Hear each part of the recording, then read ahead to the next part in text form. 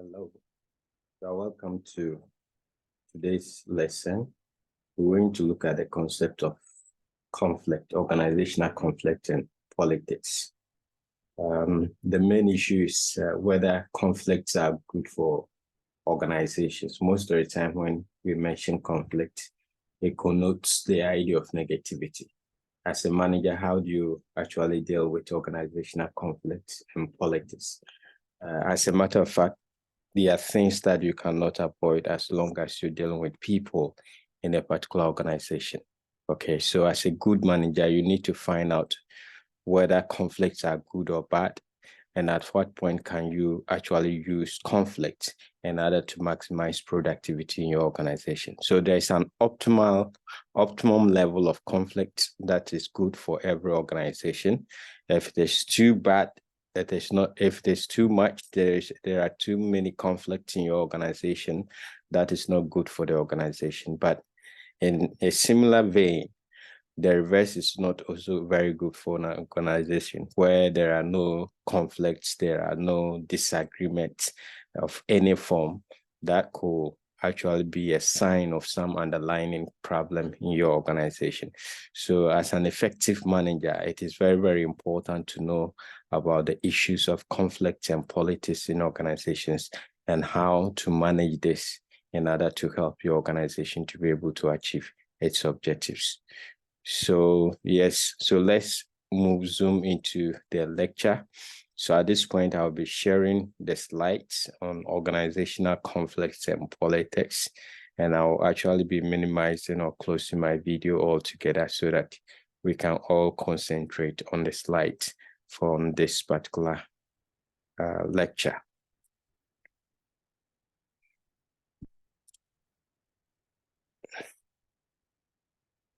So there we have it. We have managing organizational conflict and power politics.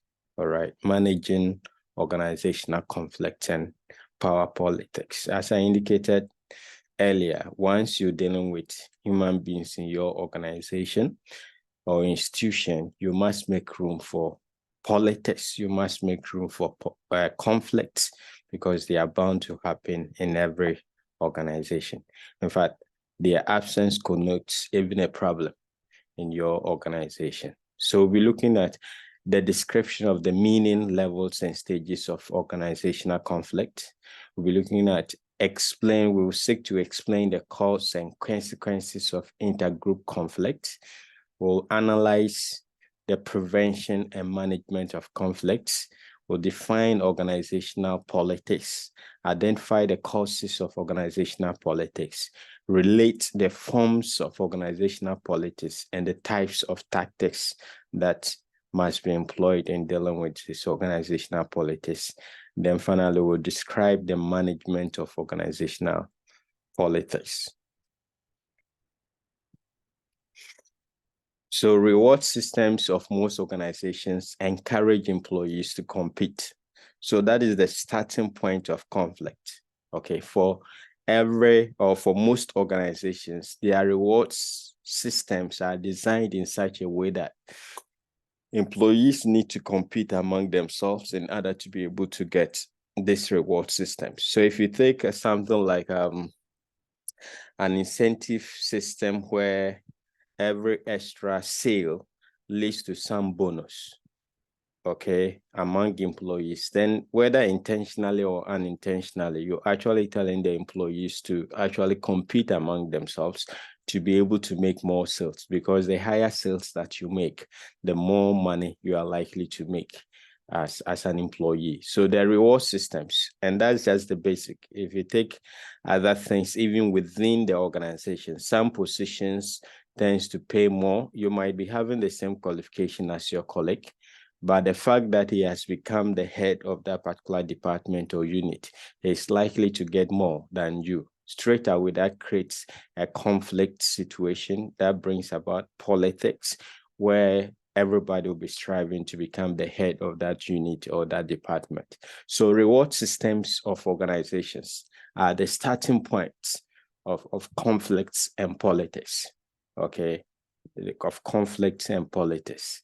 If we come to academia in our part of the world is even worse, right? Such that holding administrative positions or additional positions beyond being a professor or a lecturer of a university tend to be far rewarding than your core functions. And so that breeds politics, that breeds conflicts where people have to compete and strive in order to be able to get some of these administrative positions.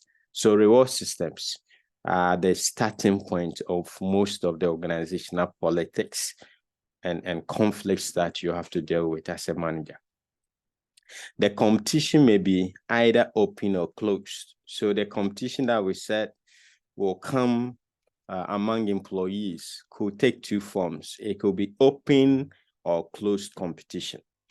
In open competition, also known as win-win or positive competition, the size of the organizational cake of which the rival parties are seeking their share is infinite, so that if one party gets more than the other, it is not at the other's expense. Okay, so in open competition, as the name suggests, the resources or the financial rewards that are available are actually infinite. For example, my example of sales, the more sales that you make, the more of a particular bonus or incentive package that you receive. It's likely to be an open competition, all right? The fact that you have won, it doesn't prevent your colleague from also making more sales to be able to get such rewards. So that is one form of competition known as win-win. When one is winning, it doesn't prevent the other party from actually also winning.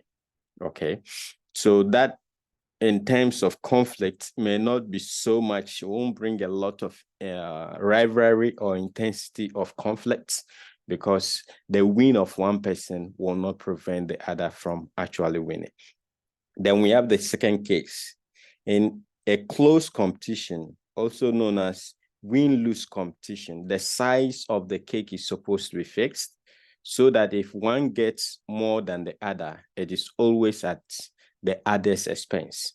Okay, so we have the other scenario where the amount of resources or the cake that is available to be shared or distributed among the competing parties are actually fixed or finite, so that if one person gets it, it automatically means that the other person cannot get it.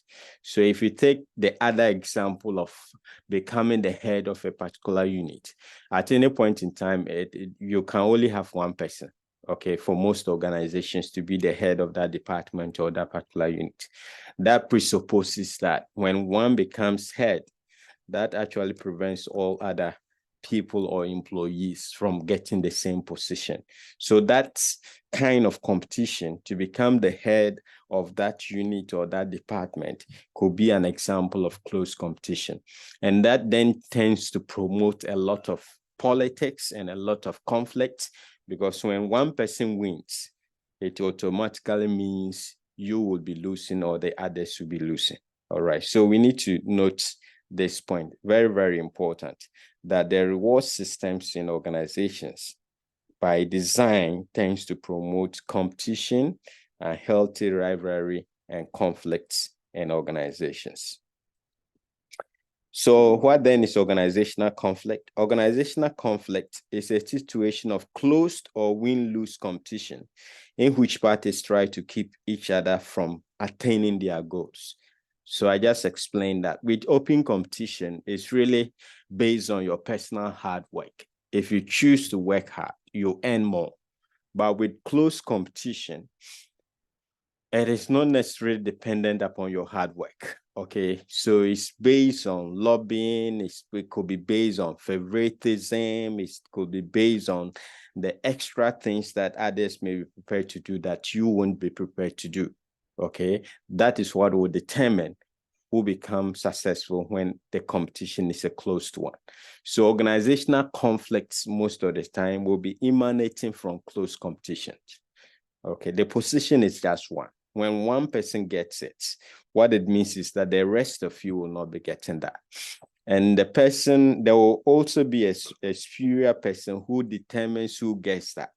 Those who know how to relate and connect with the decision makers, then have a better chance of actually holding these such positions. And that is where conflict are likely to emanate. The best bets among the parties is to prevent each other from getting this particular goal. So if I know the appointor, the best, I will seek various ways by which I can actually destroy the reputation of my colleagues so that I'll actually be in better position when it comes to appointment to such positions. Okay. The same thing, my colleagues as well will be fighting and finding ways by which they can tarnish my reputation or credentials in order for them to be able to get such appointments and so on and so forth. So organizational conflicts most of the time emanates from win-lose competitions or close competitions where the cake is normally fixed. So we have levels of organizational conflict. There are three main levels of organizational conflict. So conflict could arise between individuals. That's the first level. It could be between individuals and groups. That's the second level. Or between groups in the same organization. So there could be conflict among individuals, between individuals and groups, or between groups in the same organizations. Okay. So let's look at stages of conflict. So conflict will normally begin as a latent conflict before it moves to what is known as perceived conflict. Then it moves to felt conflict. Then it moves to manifest conflict. Then we have the conflict aftermath. All right. So we have 5 stages: latent, perceived, felt, manifest, and then the aftermath of a conflict. So what is the latent conflict? So at this stage, only potential opposition exists between the parties. This means that all causes of conflict are lying hidden. Parties are not yet aware of them. So latent conflicts are situations that may in future lead to a conflict, but at the present, the parties that are likely to fight over those issues are not even aware that whatever has been created could lead to conflict in the future. All right. So if you go back to our earlier example, it is just natural that in organizations, you have a head of a unit or the head of a department. Okay. I'm not by any stretch of imagination will think that those who actually design such an organizational structure did it with the mind that it will lead to conflict. All right. But once such position is created, it has what is known as the latent conflict. It has the potential of creating a conflict situation in a particular organization. But it's latent because until it becomes manifest, nobody will think that having the position as a head of department or any other name that you may give to it could one time or the other lead to conflict situations. Okay, so we have at this stage, at the latent stage, there are basically situations that are hidden, but could later result into conflict. Okay, so that is just one example. If you have a situation where, say, some 2 departments or 2 groups must rely on a particular resource to get some assignment done, that is an example of a conflict situation waiting to happen. Okay, once the 2 departments must be relying on the same resource, there will come a time where there will be some rivalry or competition among these groups as to who will have more access to those resources that both departments or groups need to be able to do their work. So latent conflicts are situations that has the potential of bringing friction among opposing groups or parties within an organization. But at this stage, those factors are hidden. Nobody actually knows that they have the potential to breed conflict in an organization. Then we have point 2, perceived conflict. In this stage, parties become aware of the causes of conflict and they begin perceiving the conflict. All right. So it gets to a stage that people now want get to know that, yes, these positions that have been created, I need to find a way to position myself better than my colleagues in order to be appointed as the head of that particular unit or that particular department.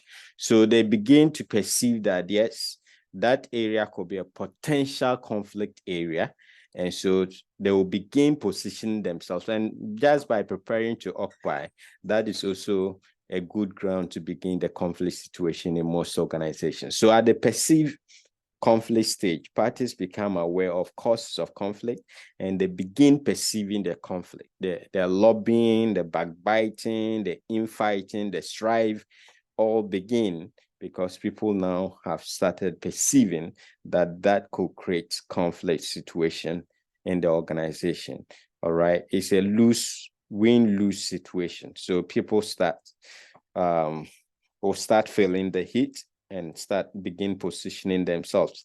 Then felt conflict in this situation, parties become emotionally involved in the conflict and start feeling the conflict.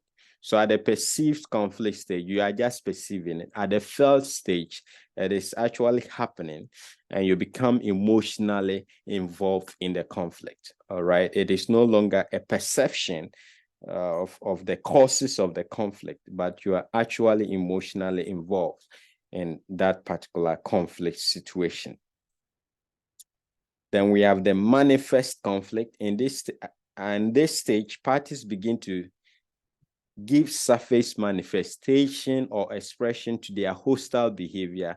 Some of the expressions of hostile behavior are, so at the manifest conflict stage, it is no longer a felt thing, but you actually exhibit it. All right, you actually exhibit it. So the felt stage is where, for example, you feel that you are likely to be discriminated against as far as the appointment is concerned.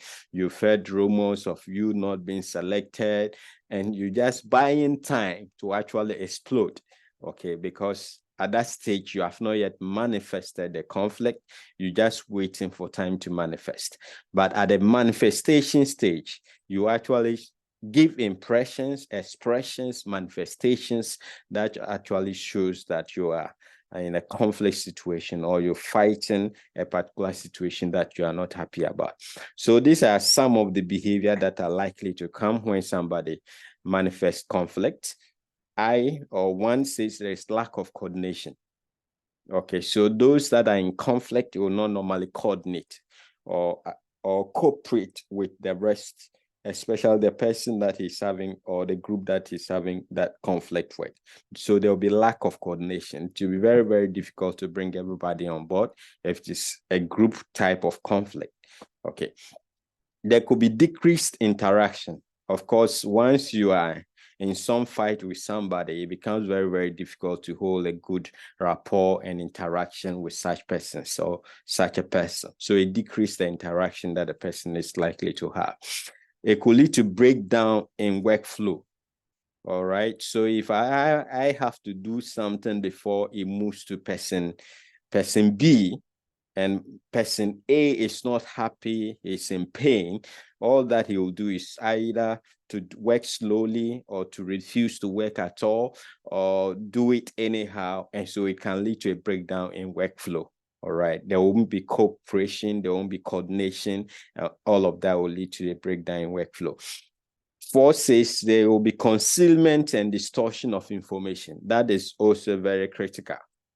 All right. Because he or she is not happy about his situation, every information that they think could give him or her an edge over the other party or parties is likely to conceal or distort such information. So that is also the behavior or the manifestations of conflict. Then we have rigidity and formality in decision procedure. So if they are in conflict, they want to follow the rules. They won't do anything extra beyond what they are required by the rules and regulations of the organization. So they become more rigid. They want to follow procedure and formality, even though they know that being more flexible could have helped in that particular situation and addressing that particular problem or solving that particular issue. All right. People in that manifest conflict love to appeal to superiors for decisions. So if it's a conflict at a colleague's level with his or her colleagues, he will always rush the superior to make complaints. Yes, because as we indicated much earlier, there's normal lack of coordination. They don't trust each other. And so there is more appeals to superiors for decisions instead of actually coming together to just talk over issues and solving the problem.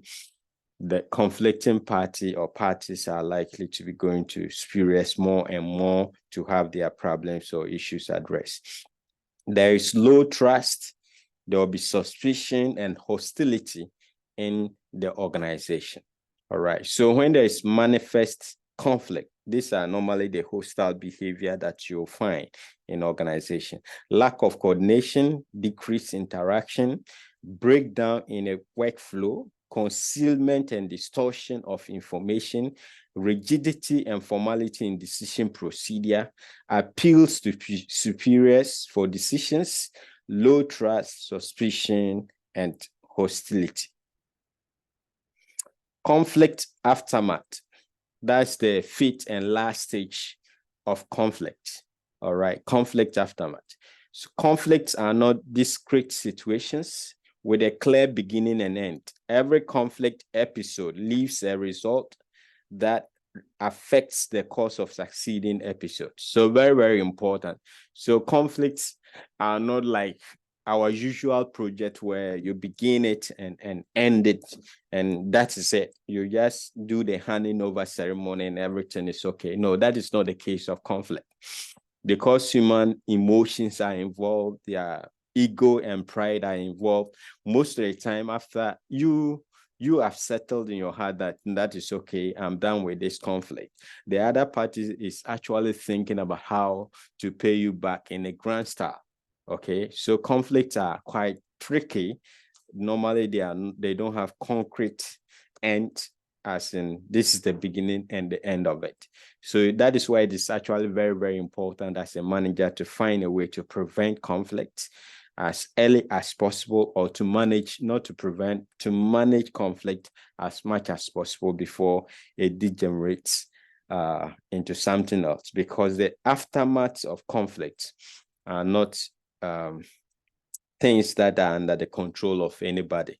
Okay, the emotions, the ego of people could play tricks on them, and so there could be several scenarios playing out after conflict. So if the conflict is genuinely resolved to the satisfaction of all the parties, the basis for cooperative relationship may be laid. So there may be situations where the conflict has been genuinely resolved to the satisfaction of all the parties. If that is the case, then that could lead to the end and probably a more cooperative environment at the workplace.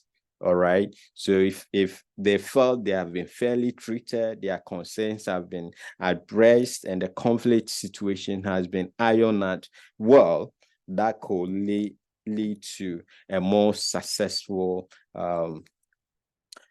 dealing with such a conflict situation, and it may later lead to more cooperative behavior among the conflicting parties. But, and a big but, if the conflict is merely suppressed, the latent conditions of the conflict may be aggravated and may explode in a more serious form until they are rectified or until the relationship dissolves. Okay, so if you're a manager and there is a conflict situation and you don't find a means to actually deal with this conflict situation, but because you want an imaginary peaceful working environment, you suppress conflict. You're just buying time for more huge and bigger explosions. Okay, so it's very, very important that when there is a conflict situation, you find ways to actually resolve this problem amicably to the satisfaction of all the parties. Otherwise, in the future, it could lead to a far more dangerous consequences for your organization. Okay. So what are the causes of intergroup conflict? So two parties, two groups, two departments, two units fighting among themselves. What are the causes of intergroup, a conflict between two groups? Okay. So we have point one, an equal or one-sided dependence. All right. So we are groups, but it so happens that the organization is structured that everything that we have to do, we become overly dependent on another group. What it means is that we don't have the independence to operate on our own. And once one group is dependent on the other, there is a tendency that the group that the other must depend on will one time or the other do something that is not favorable to the group that is dependent on it. And that can lead to conflict situation. Okay, so if you're talking about workflow where, say, group department A must complete their work before department B starts, what it means is that any delay in department A could cause a delay in department B. And because department B depends on department A, that is straight away a potential conflict situation that has been created, because we can never tell when department A may act wrongly and delay their works, thereby affecting department B's activity or works as well. So when there's unequal or one-sided dependence in group situation, that can lead to conflict. Then we have status incongruities. So what it means is that when there is no clarity as to the role that one particular group should be playing, or one group ends up actually doing work that they were not supposed to be doing, that also becomes a potential conflict issue. Okay, so if you have production department that we know that their main role is in the production of the products or rendering of the service of that particular organization, ends up designing advertising packages and promotional packages and so on and so forth, that straight away can create conflict situation between them and the marketing department. Okay, because the marketing department will feel that our role is actually in promotion and advertisement and so on and so forth. Production, you should concentrate on production activities. So when one group does not clearly define their duties and responsibilities based on their status and end up doing something that another department should be doing, straight away that can create a conflict situation. All right. So by the way your department is named, most of the time should define what you should be doing. If you end up doing at the work of another department, then straight away you're creating inter-conflict situation in your organization. Okay, so as a manager, you need to know these things. We aren't just learning for the sake of knowledge. All right. So if there is some assignment and the assignment should be taken by the finance people in the organization, you don't end up giving it to accounting people. And most of the time, that is the tricky nature of it. If you have departments that almost sound the same, but there could be some thin lines, you want to be careful that work is given to that specific department that is supposed to be doing what they are supposed to be doing. All right. If it is an educational institution and you have a program that sounds like management, you don't hand it over to marketing department, or you don't hand it over to HR department, and so on and so forth. Once you do that, you're creating potential conflict situation. All right. Then we have incompatible performance criteria and rewards.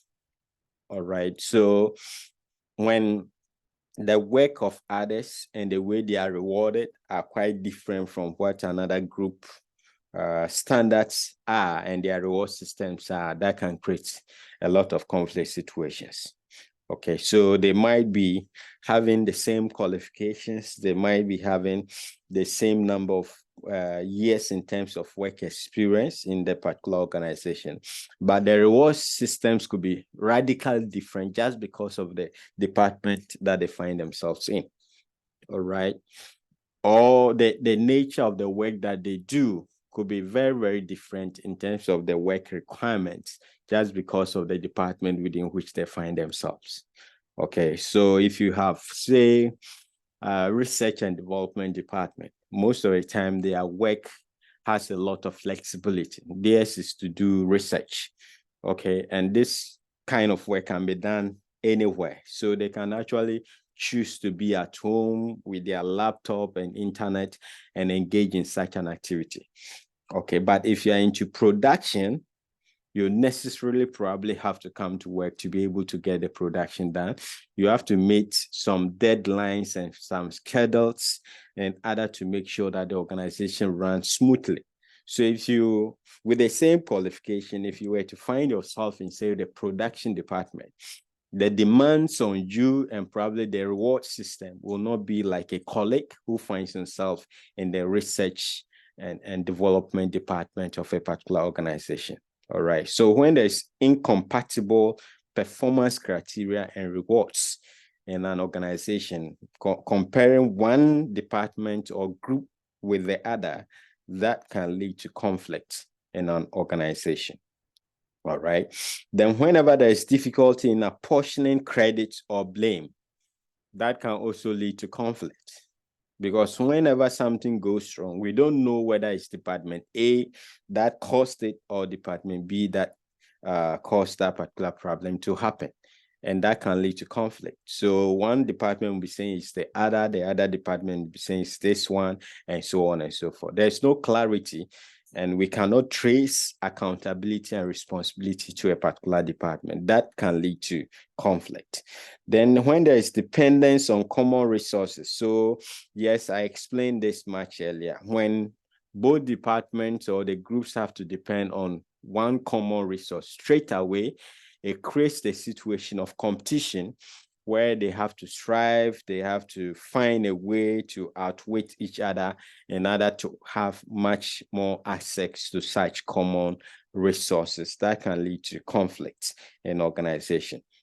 Then when there's informational and perceptual differences, right, at the individual level, at the group level, once we beginning to perceive that the information could be right or wrong, but if we get the perception that one group or one department is being favored over the other or has any unfair advantage, whatever perceptional issues that we have, that can lead to conflict situation in an organization. So as an effective manager, you want really to be careful about information flow, your means of communication, so that you have to bring everybody on board whenever you disseminating information, so that these wrong perceptions, if that is the case, will actually be minimized within your organization.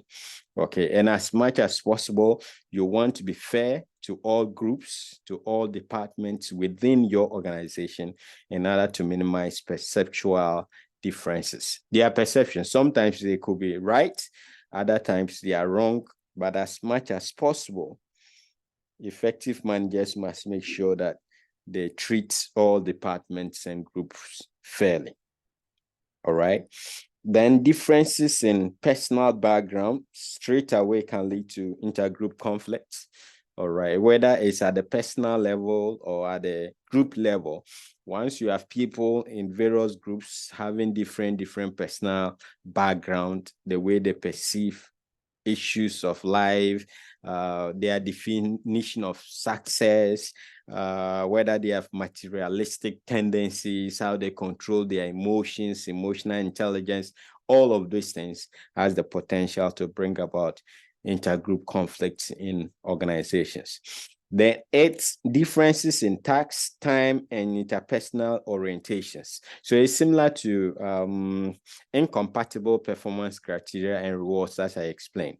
So the differences in task and time and interpersonal orientations varies from one department and the other. And most of the time, some people may perceive some department work to be less difficult, or in terms of time, they are not actually required to meet deadlines and schedules and all that. And these things can lead to group conflict. Consequences of intergroup conflict. What are the consequences? So each group So within each group, when it comes to within the group, what are the consequences? Each group sinks many of its internal differences and becomes more closely knit to present a solid front. All right, because they are fighting another group, what happens within each group is that they try to forget about their differences and then actually bond or come closer and in order to fight the common enemy, so to speak. So that is one thing that could happen within each group. Second is that group climate changes from individual and playful to formal and task-oriented. All right, because we actually want to overcome the other group, we will no longer be play around, right? So to speak, we want to project ourselves as being the hardworking department or the most important department in that particular organization.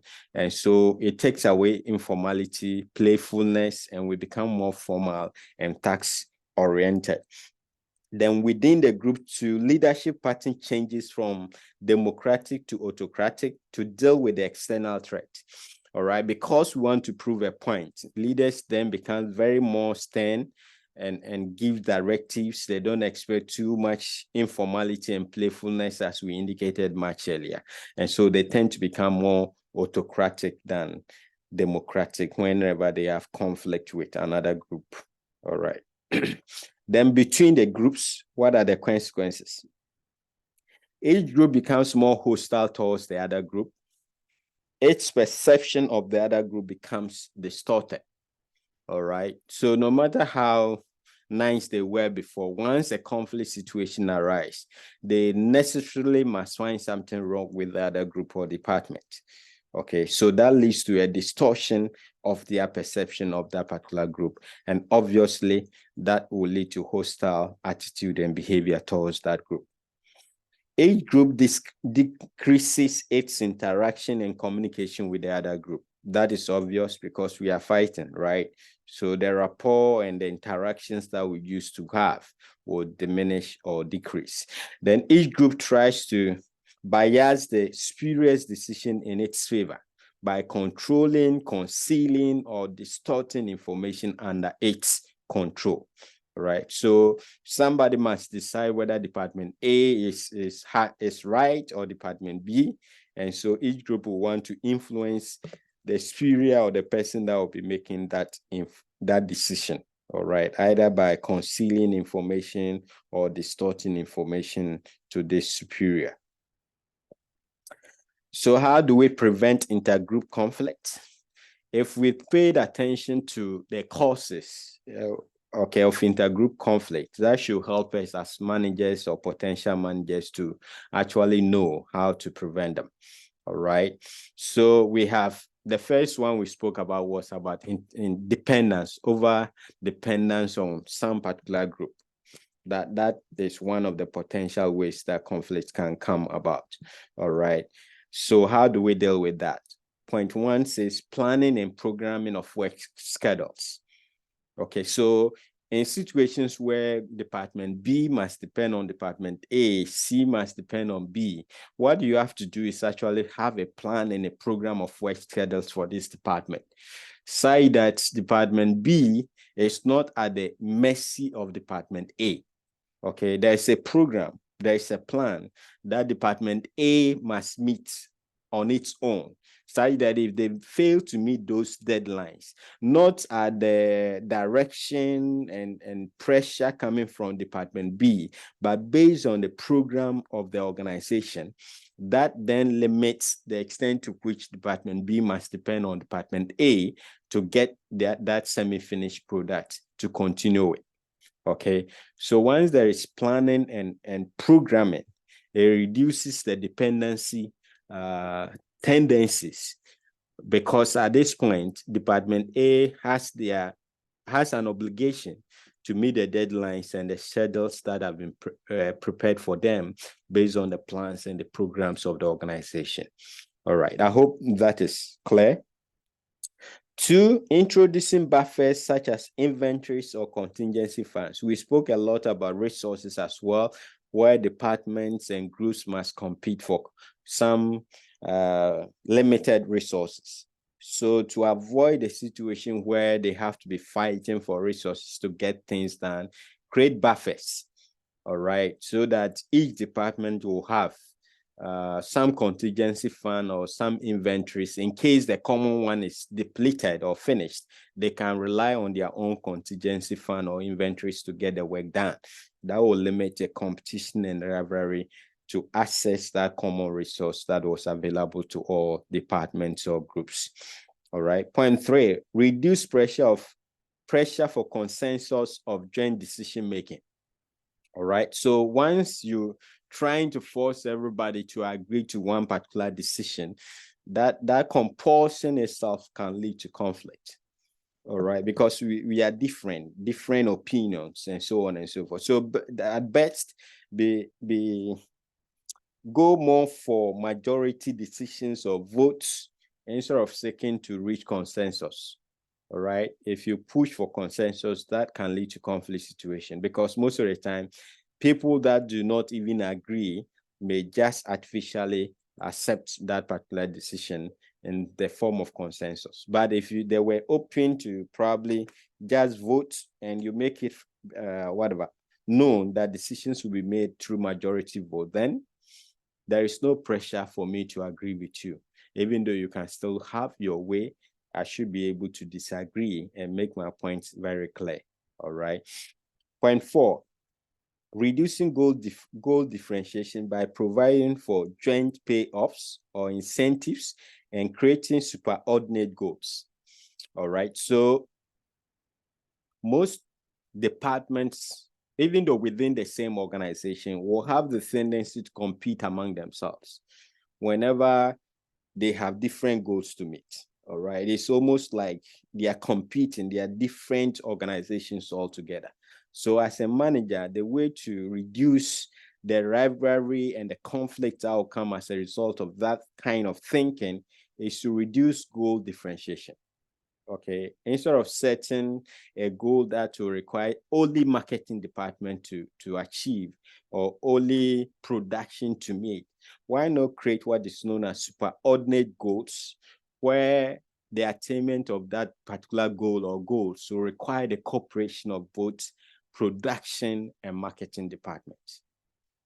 Okay, so that they come to know that even though I'm in marketing or I'm with production, at the end of the day, we have a common goal to achieve. Once they come to such realization, it tends to minimize the kind of potential conflict situations that may arise from they trying to compete and they trying to attain their individualistic goals and objectives. Okay, so the creation of superordinate goals, where all of these groups must cooperate and work together to be able to achieve such goal, helps in reducing conflict situations in an organization. It's the same thing with incentives, right? Once you create incentive system that rewards separate individuals or separate departments, then you're creating the grounds for conflict situations. Okay, but if you create a situation where they have to cooperate and work together, and at the end of the day, share the rewards that come as a result of such cooperation, that tends to minimize conflict in an organization. All right. Point 5 is making rules and job descriptions clearer. So earlier we spoke about people moving onto the works of others, trying to do the works that they are not supposed to do. So as being the cause of conflict. So to minimize or prevent that type of conflict, make sure that job descriptions are very clear. People know what they are supposed to know to do. They know the limits as far as their job descriptions are concerned, so that they may not end up doing what they are not supposed to do. So making rules and job descriptions clearer can also prevent intergroup conflicts. We have management of conflict, right? That is at the heart of our discussion this morning or today. Management of conflict. As an effective manager, I just indicated that you must seek to prevent a situation where there is no conflict at all in your organization. Okay, it's just like How some married couple say we have been together for the past 25 or 30 years, we've never fought before. Whenever such cases arrive, it's possible one, we have a very dominant party trying to control the other party and so on and so forth. So you don't want to create an organization where there is zero conflict, and you don't also want an organization where you have to be dealing with conflict situations every day. Okay. When there is too much of it, it's bad. When it is absent, it is also bad. So it is important for you to know how to deal or manage conflicts in your organization to get the optimal best from conflicts. Okay. So, and there are three views with regards to the management of conflicts in organizations. So we have the traditional view, we have the behavioral view, then we have the interactionist view, all right, as to how to manage conflict. So the traditional view, according to this view, all conflicts are dysfunctional and should therefore be avoided by the manager. Okay, so that is the traditional view. Conflicts are bad, and as a manager, you have to try all that you can to avoid conflict. This, however, is not correct. The manager who uses this approach always runs the risk of reducing the creativity of his organization. All right. So creativity thrives in an environment of conflict or how do you call it? Disagreements. All right. It is through minimal levels of conflict that people begin to think and begin to think about how to be more creative in dealing with problems in an organization. So a manager that seeks to prevent conflict altogether may also reduce creativity in an organization. So in an atmosphere where differences are avoided, not only do new ideas appear less frequently, but old ideas are likely to go unexamined and untested, because nobody's allowed to actually challenge the old ways of doing things in that particular organization. So old ideas normally will flourish for a long time because conflicts are not permitted or allowed in the organization. Then we have the behavioral view. So according to the second view, all conflicts are not dysfunctional. In other words, some conflicts may be dysfunctional,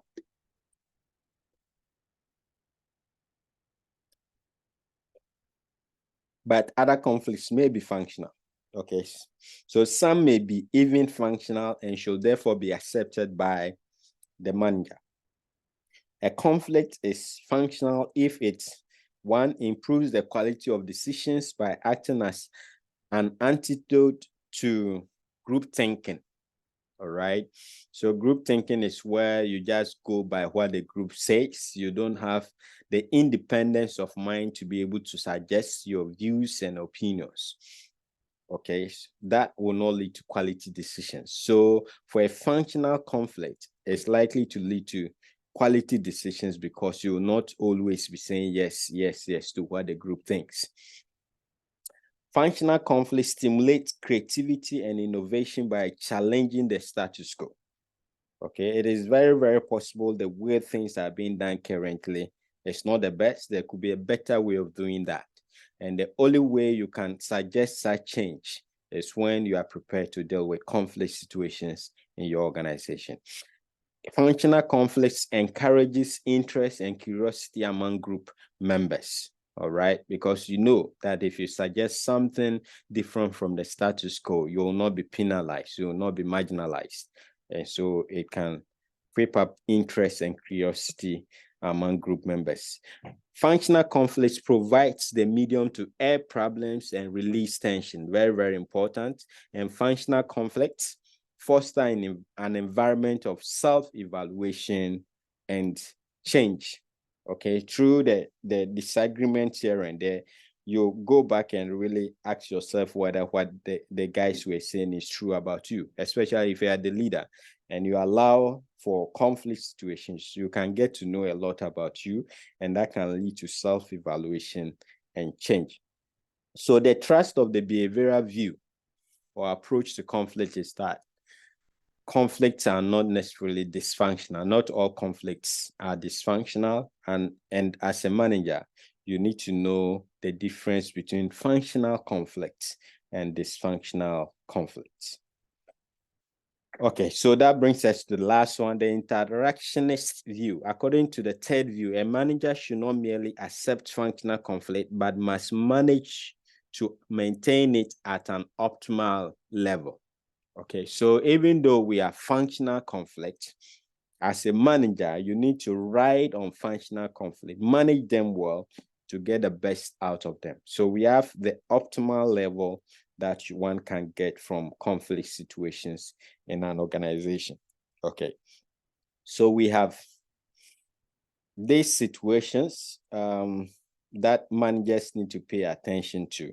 So we can have situation A or scenario A, where there's low or none as far as conflict is concerned. The level of conflict is either low or there's none at all.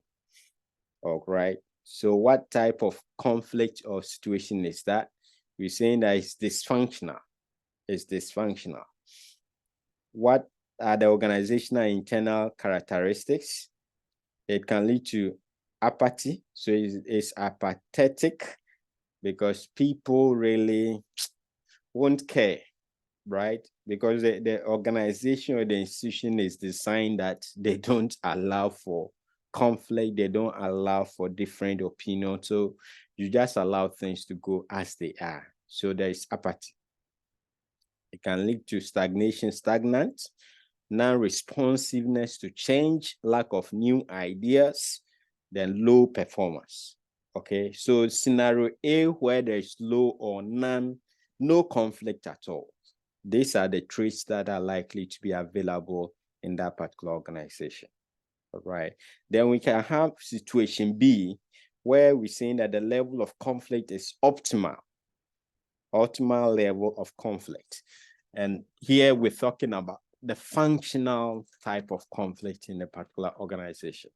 You can manage the functional type of conflict to obtain the optimal level for those types of conflict. What then will be the traits of such organizations? They have better motivated staff. There is no dissipation of staff energy. There could be more teamwork and innovation. There is a positive image for the organization. There's better personal development of individuals. And finally, it could lead to high performance. Okay, so scenario B is what effective managers must be looking at. And it's based on functional conflict. Very, very important to know that. Okay, so you can manage conflicts, functional conflicts to the point where you can obtain the optimal level where these positive traits may be coming to your organization. Then we can have scenario C, where the level of conflict is high. And largely when it's high, we're talking about dysfunctional conflict situations, right? If it is too much, then it is dysfunctional. So what are the traits that such organizations will face? Staff energies are directed to emotions rather than work. So they come to work thinking about how to fight their enemies instead of how to work. So emotions are moved away from work to emotions. There is a negative image of the organization or the staff working in that organization, and there will be no teamwork and cooperation. Okay, so these are the three scenarios that every manager needs to be aware of.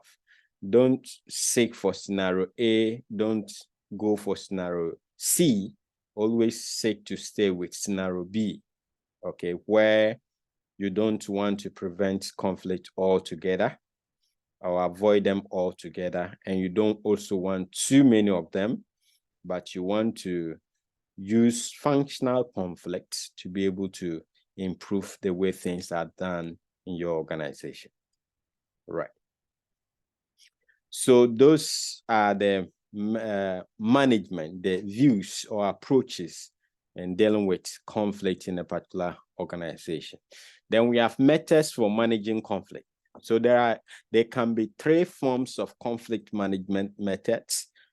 One is stimulating conflict in units or organizations where it is too low. So earlier on, we just said as a manager, you don't want scenario A or situation A where there is low or no conflict at all. So one method to deal with scenario A is stimulating conflict in units or organizations where it is too low. So yes, it looks weird, but it is important. We're saying that we just saw the characteristics of units or organizations where there are no conflict or low or no conflict at all.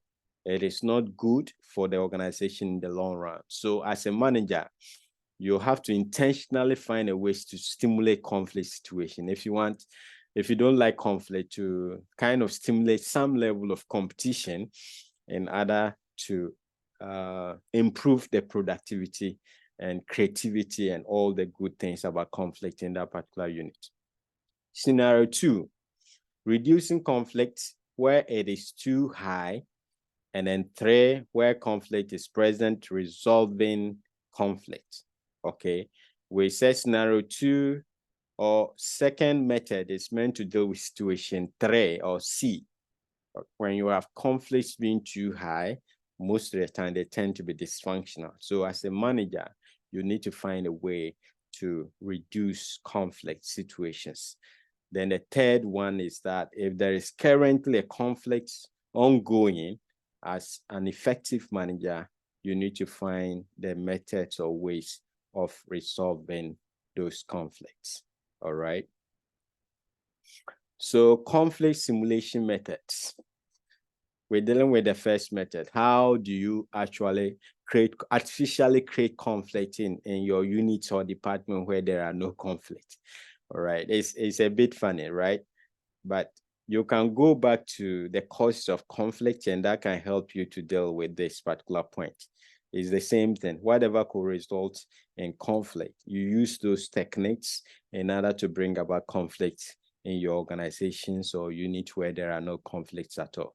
So 1, you can manipulate communication channel. That's the main one. All right. You want to stimulate conflict, manipulate communication channel. So exclude individuals from traditional communication channels or add new individuals to the communication network.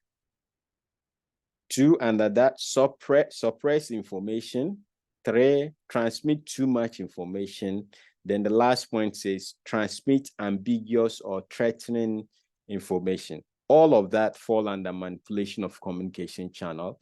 And straight away, this point could spark conflict in an organization where there was no or low conflict. 2, approach to simulate conflict. Alter the organization structure. What does that mean? Either increase the unit size, the size of the particular unit or department. 2, refine jobs, alter tasks, increase specialization and standardization. 3, add, delete, or transfer organizational members. Maybe those guys are just gentle, cool guys. They are compatible with each other. Transfer them and bring people that don't have the same personality as those that are currently there. All right. Last point says increase interdependency between units. We explained much earlier that once there is interdependency, it creates potential conflict situation. All right. At some point, there will always be some conflict because of the interdependency between the units. 3, you can stimulate conflict through altering your personal behavior factors. So personal behavior factors can be altered to create conflict situations where there is none or low amount of conflict. So change personality characteristics of the leader. So if you had the leader that was probably more democratic, more participative, or more tolerant, and that resulted in the situation where there were no conflicts at all, you want to change that leader. Okay, so place in high positions individuals who encourage people to air their views. If you had some leader that didn't allow people to express their opinion, then obviously there won't be conflict. So you want to probably take away that leader and bring a leader that will allow people to air their views and so on. Once that is allowed, then conflicts are likely to to emanate from that particular type of leadership style. Okay, create role conflicts. We said role clarity will minimize conflict, all right, because people will know exactly what they are supposed to do.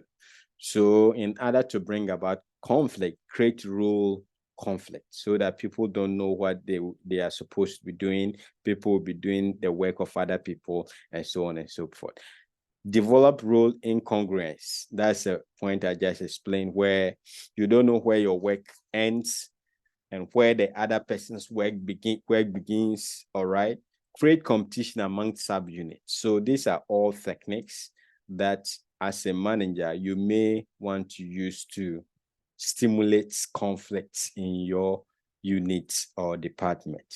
But once again, you want to be careful, because in real life situation, it will be very, very rare to find an organization or a department where there are no conflict at all. So these are rare occurrences where a manager is supposed to artificially stimulate conflict in a particular organization or in a particular unit. All right, but it's still possible. And if that is the case, then the advice is that the manager must use the methods that we've just explained. All right, then we have conflict reduction methods.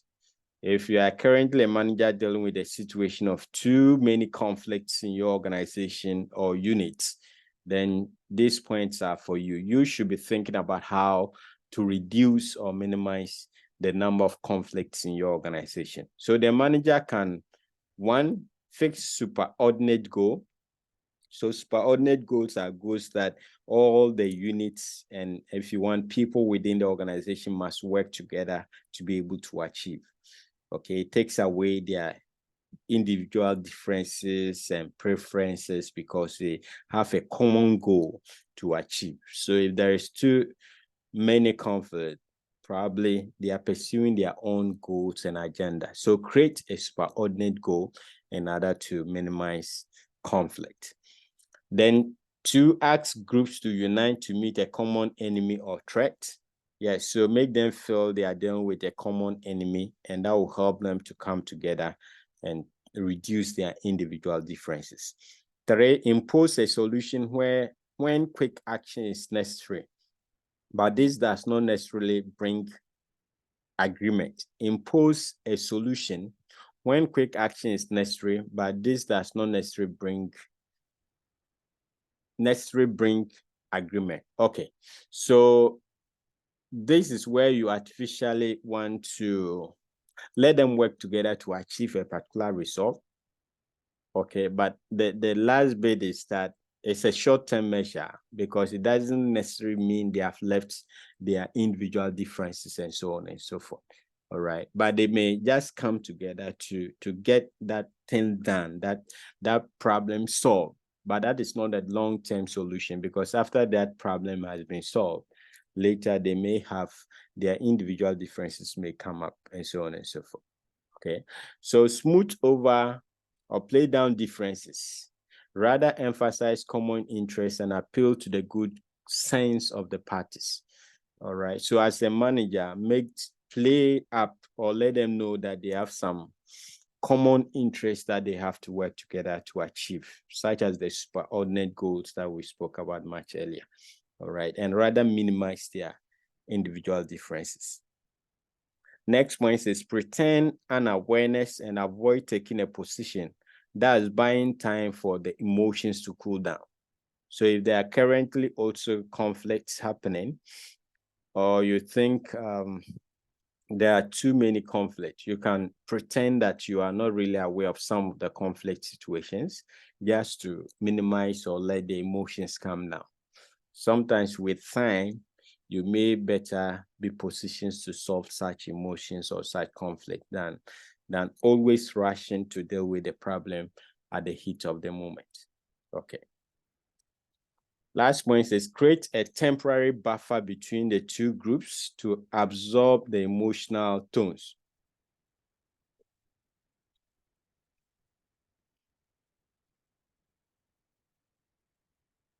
Okay, so you must create an environment. For example, you may be that kind of leader that provides the opportunity for them to be able to air their own concerns or their individual differences to you openly, right? So that can help them to deal with the stress and so on and so forth. But with time, once the emotions are down, then that provides the opportunity for you to come in order to solve that particular conflict situation. All right. So create a temporal buffer between the two groups to absorb the emotional tones. Then we have conflict resolution methods. Conflict resolution methods. So this one is conflict reduction. We want to minimize the conflict. But this last point is where the conflict is already present and you want to resolve the conflict. All right.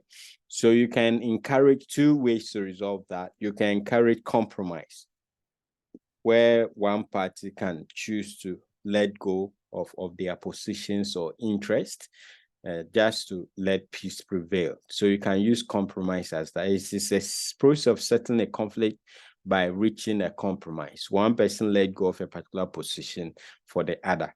All right. You can also use integration or negotiation.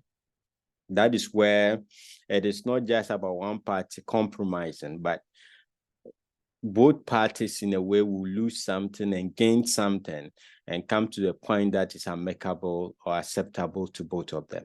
Okay, so you can use integration or negotiation where they have to judge or agree with some issues, disagree with some until a final solution is reached, or you can appeal to one group to settle the conflict through compromise. So you can use these two techniques to deal with conflict in an organization, to resolve conflicts in an organization.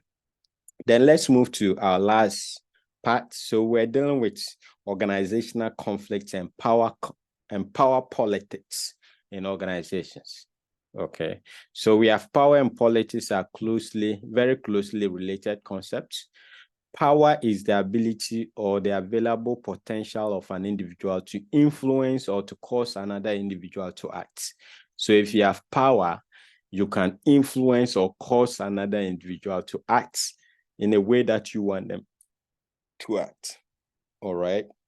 And politics is socially acceptable, legitimate use of power called authority. So it's the politics bit that gives you what is the power. All right. So if you know how to play politics well, you can then be in a position of power to be able to influence other people to do the things that you want them to do. Okay, so those are the things that as a manager you need to be mindful of. People are interested in power, and it is not just because they want power. They actually want to be able to influence, they want to be able to control, they want to be able to direct others. That is why they engage themselves in politics, because politics is the socially acceptable, legitimate use of power. If you are not into politics, you may have to use gun or other socially unacceptable ways to be able to influence other people to do what you want them to do. Okay. So the cause of politics is conflicts of interest among individuals, groups, or organizations, right? So what brings the foundational issue about politics is that there will be conflicts of interest. The things that people want are not the same. The resources available are not the same. And so you need to be able to be in a position where you can actually address your interests because of the limited resources available.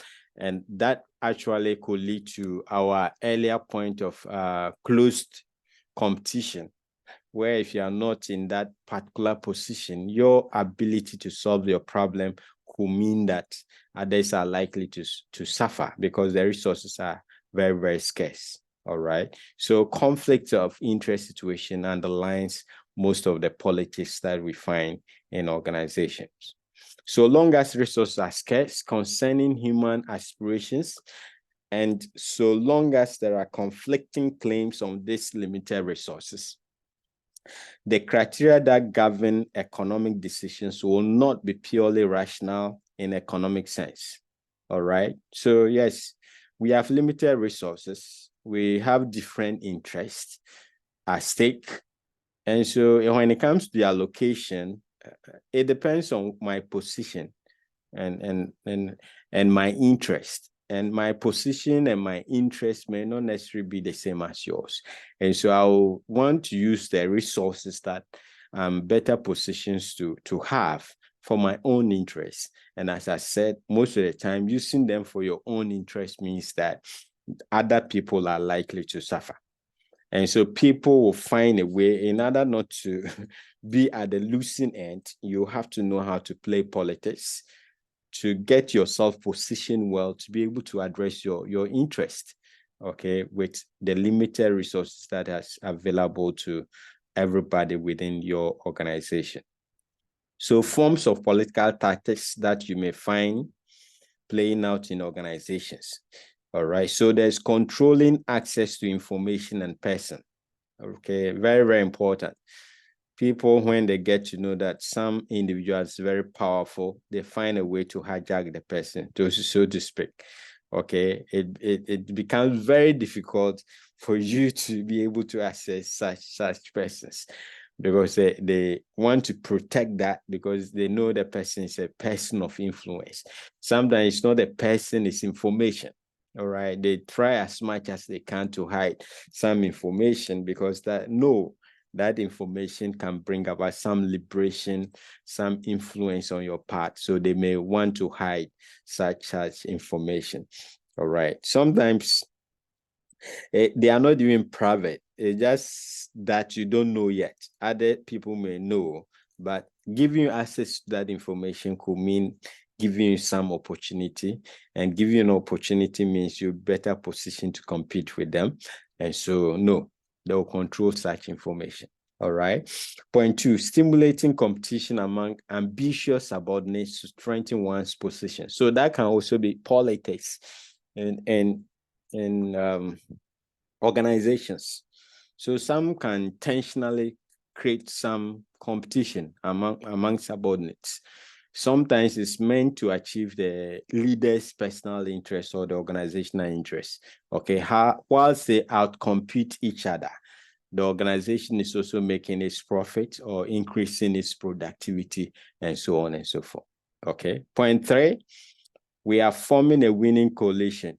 All right, so in most organizations, we have groupings, whether it's they have a constitution or formal whatever organization, that doesn't really matter. There will always be social groups, and these social groups will seek to find a way to see themselves to be the winning group. Okay, so they form a coalition, and what be ties you if you are not member of that particular group, because they want to see themselves successful and all other persons as being losers. Okay, so that is the other politics that plays out. And if they are those currently in power, they want to try as much as possible to position their people well, and so on and so forth. So it's just like the national politics as we have it. People don't get to hold positions because of their competencies or abilities. It's just because they are part of a winning coalition or party. All right. Point 4, using research data to support one's point of view. So that is another political tactics, because they want the opinion, ideas accepted. They can use research data, even though those research may have been conducted in an environment that is different from the current situation that we are facing. But because they want to push an agenda, they can use research data to support their point of view. And most of the time, once that is done, especially in an academic environment, you may be bound to accept such point of view. All right. Point 5, political tactics, controlling resources, other persons or departments' needs, and all that. So we spoke about resources. People actually want to get into power because of resources. The resource could be financial, there could be human resource, whatever it is. They want to be those in charge of controlling things in a particular organization. Okay. Point 6, waiting for crisis to push a change. things must get worse before they get better. All right. So sometimes the political tactics is actually to push for crisis to happen. All right. If you are part of a team that is being discriminated against, that is being undermined, one of the political tools that you may be available is to create a conflict situation that then provides opportunity for change in your organization. Okay, without conflict, without confusion, you will always be at the losing end. And so one of the political parties is where they actually push for conflicts and misunderstanding so that in the course of negotiation, maybe their lot may be improved than it is currently. All right. 7, creating obligations could be one political tactics. Okay, so I did you a favor, so you owe me a favor. So it could be a political tactics. So you want to be very careful about the generosities and the favor that you receive from people, because based on social exchange theory, you are likely personally to be under pressure to pay back that particular favor. Okay, so they will have done you some favor in very basic and ordinary things, but later the type of favor they may be demanding from you are things that border on issues of criminality and unethical behavior and unethical conduct and so on and so forth. But because you accepted their favor in time past, you may be under compulsion to accept or to do whatever they are asking you to do. So that is another political tactics that you have to be aware of. They create obligations because they have done you some favor in time past. You are almost under compulsion to also do them, replicate such favor. All right. If there's something minor, that's fine. But as I said, sometimes the favor they will be requesting in return are things that may cost you so much in future. Okay.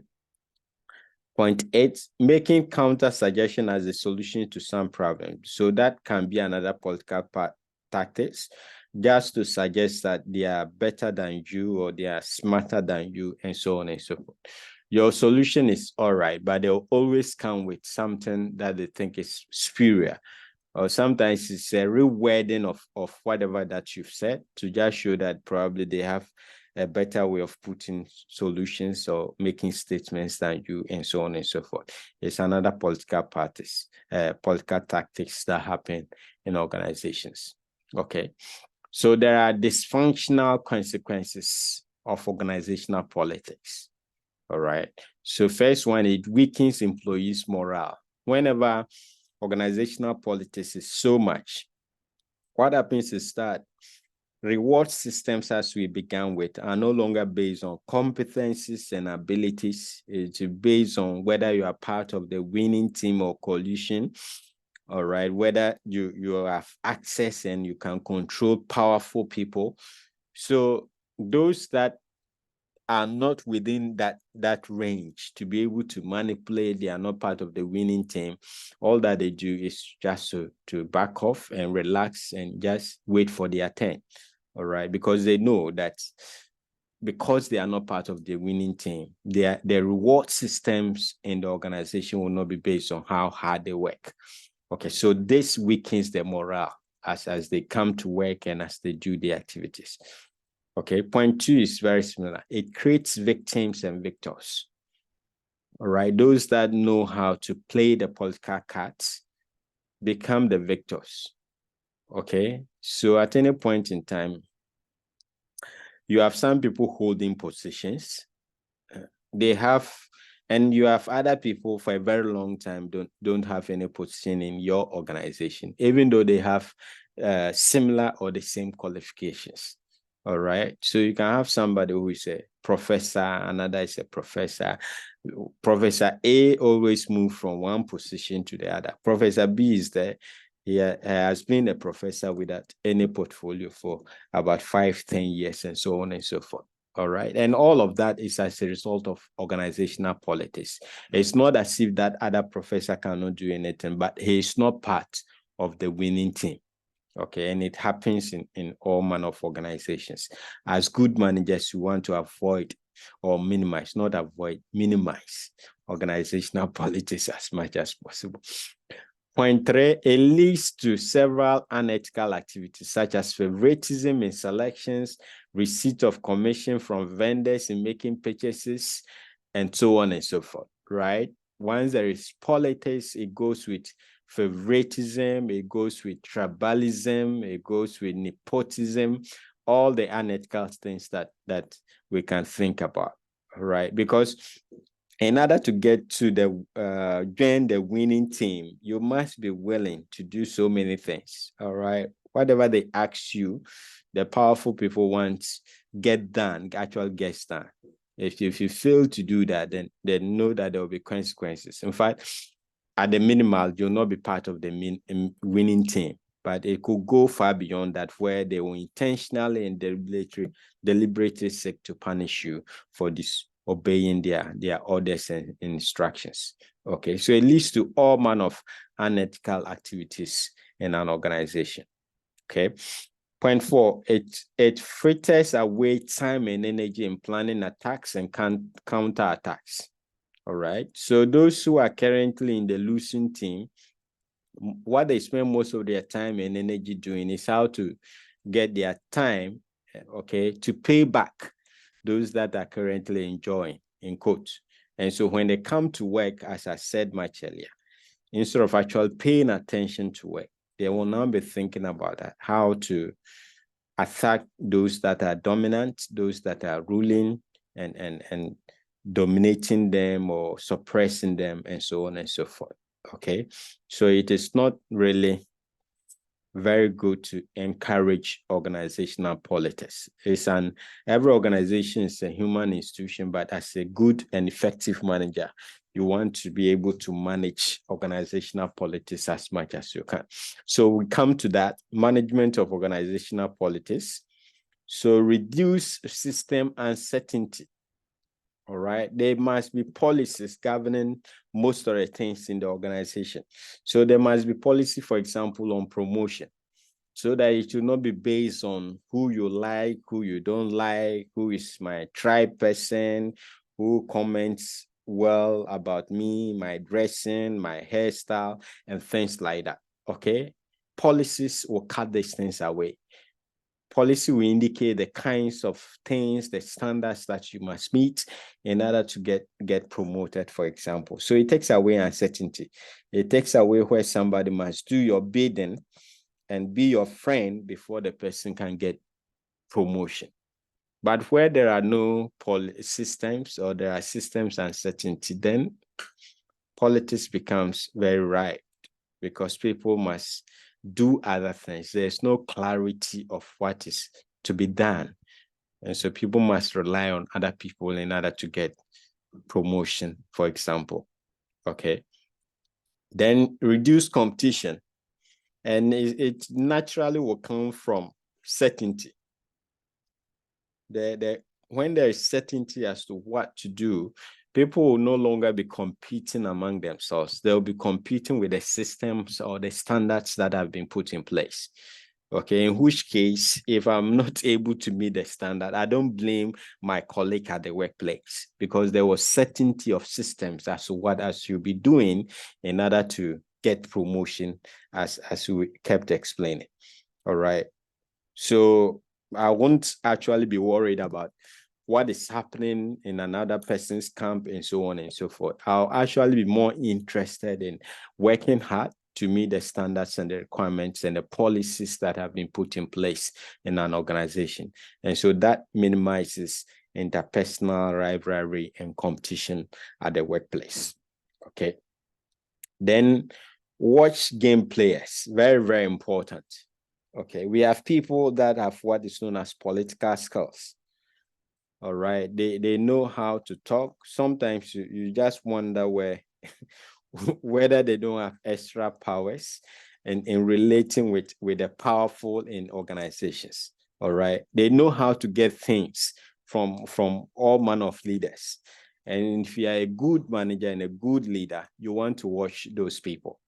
All right. If party A comes, they know how to get themselves in a particular position in party A. If there's a turn of party B, they know what to say about party A in order to get some position in party B, and so on and so forth. They know how to talk about people. They know how to destroy people. They know how to do all manner of things. And if you're a good manager, you want to watch and pay attention to them. They are game players, all right? They just know how to talk smoothly and manipulate your emotions and manipulate your intelligence just to do what they want. So effective managers must watch game players in organizations. Then fourth point, create open channels of communication.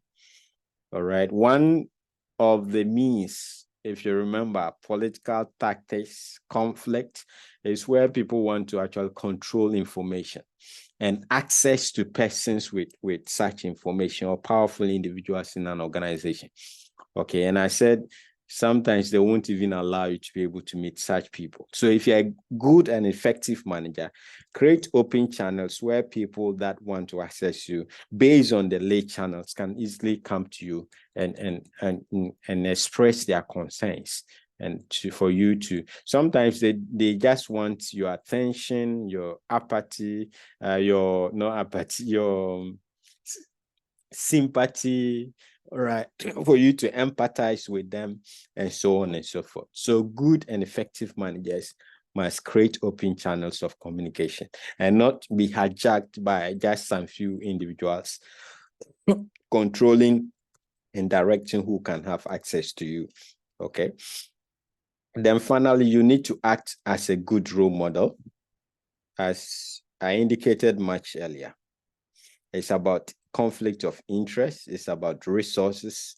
And if you are not careful, okay, as human beings, you may never get satisfied with wherever that you find yourself. The greed and the desire to have more is a human weakness that you have to deal with. Okay, so when you finally get to the top, you must act as role model to cut down a lot of the politics that comes with being the leader of a particular organization. All right, you want to be fair as much as you can. You want to listen to people from different backgrounds as much as you can, and as I indicated, you just want to pursue what is known as ethical leadership and try and minimize the level of organizational politics in your organization. Okay, so I hope you've enjoyed today's class as well. We've been talking about organizational conflict and politics.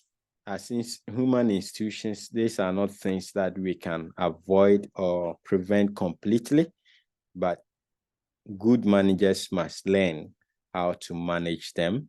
And with regards to even conflicts, we have functional conflicts that good managers can ride on to be able to achieve organizational objectives.